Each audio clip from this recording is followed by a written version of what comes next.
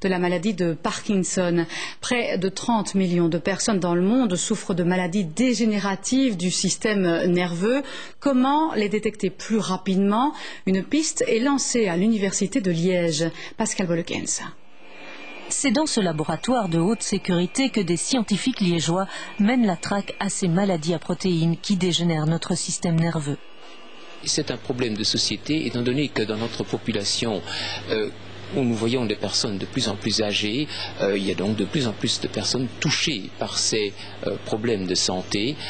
Dans le monde, c'est par dizaines de millions que cela se chiffre, et c'est en fait la 4e cause de mortalité pour les êtres humains. Or ici, on a un certain savoir-faire en matière de diagnostic, entre autres de maladies à prions comme celle de la vache folle. Nous travaillons déjà sur des banques de tissus d'animaux et des tissus humains qui se sont révélés être des tissus positifs pour l'agent pathologique, et ça nous permet de mettre au point nos nouvelles méthodes de diagnostic.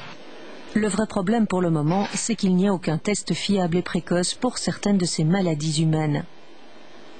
Ce n'est qu'après le décès que l'on prélève par autopsie un fragment du cerveau pour déterminer avec précision de quelle pathologie la personne a souffert. Donc notre but, notre projet est d'aider les cliniciens à décider beaucoup plus tôt, durant la vie de la personne, de quelle pathologie neurodégénérative elle est atteinte. Comment? En mettant au point des diagnostics, par exemple, sur des échantillons de sang. Une mise au point délicate, car dans le sang, cet agent infectieux est à l'état de trace. Autant chercher une aiguille dans une botte de foin. C'est pourtant ce que l'équipe liégeoise compte faire en coordonnant un réseau de 12 centres de recherche dans 6 pays différents. Un projet européen de 2 700 000 € sur 3 ans, avec au bout du compte, il l'espère, de quoi dépister au plus tôt ces affections terribles que sont Alzheimer, Parkinson ou Creutzfeldt-Jakob.